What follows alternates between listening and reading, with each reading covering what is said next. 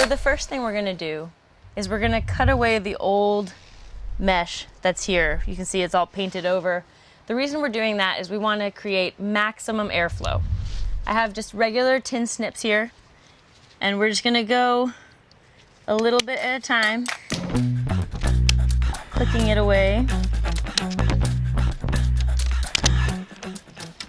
This is a stucco wall, so we're not gonna be able to do much to smooth it out, but what you can do is we'll do 1 inch of overlap all the way around and put a caulk bead behind it. And that caulk bead will catch any embers that try to get through. All right, let's measure our opening. So our measurement here is 14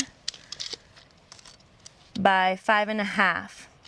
Now I'm gonna add 1 inch on the top and 1 inch on the bottom, inch on both sides. So that's gonna leave us with 16 by 7.5. Wildfire Defense Mesh comes in a 7.5 inch roll, which is pretty convenient for this size foundation vent.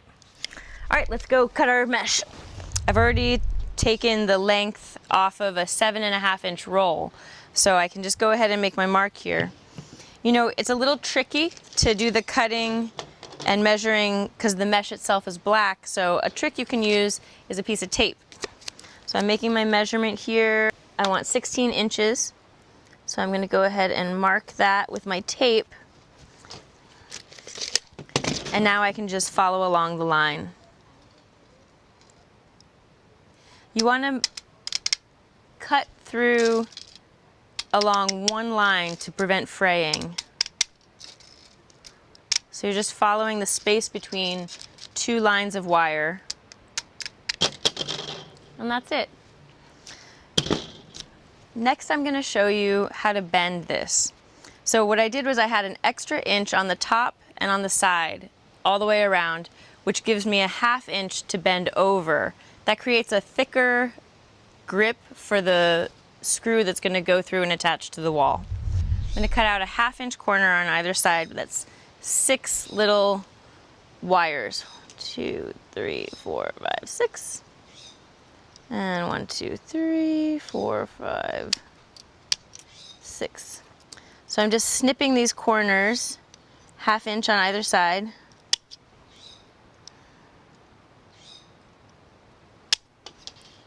You can see that.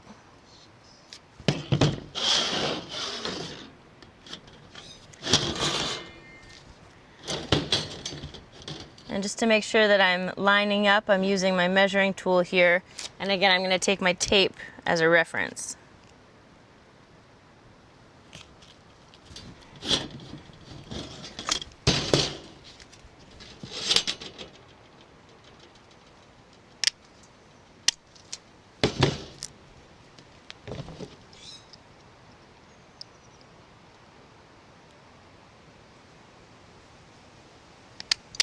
Just one little trick to make it a little easier.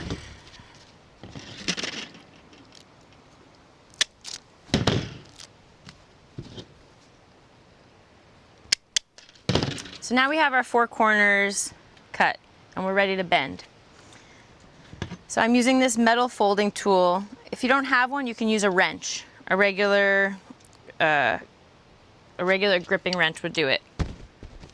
You can also use something like this, something that has a hard edge on it. I'll do it from the other side so you can see it. I'm just going to line that up along my cut and bend up from the other side. Okay, so that'll mark it for you, and then you can come through and make it a little bit more stiff just with your fingers. So in this case, we're going to fold this all the way over. Come through and create a nice tight connection there. Okay. And then we're ready to install. Okay, so I've cut a couple different versions of this. So the very simplest thing you can do is just cut that square that we talked about, or the rectangle rather, that covers with an extra inch in every direction.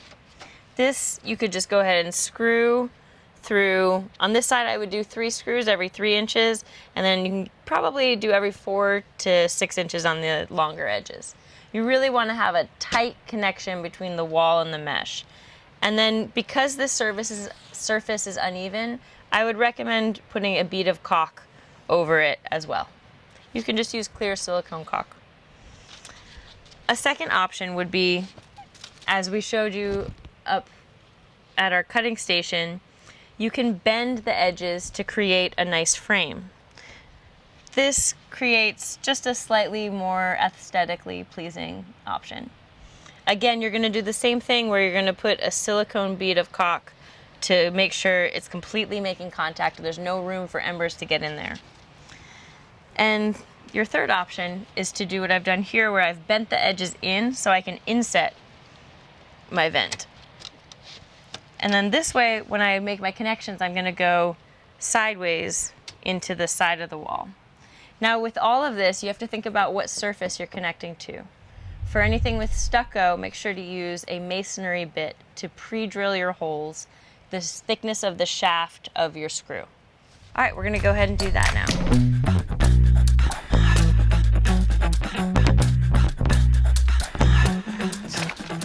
So for this, I'm using masonry screws because we're going into masonry. With many of your foundation vents, you'll be able to mount it from the back side. So if you have access to a crawl space or a basement, that's another option for you. That might be a little easier.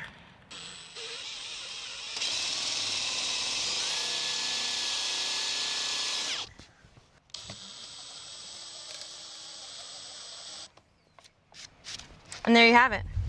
If you need help with installation, if it's a little bit over your head or you want things to be a little bit more manicured, reach out to us at our website, shearmanbuilders.com, and check out wildfiredefensemesh.com for more ideas of how you can protect your home from wildfire.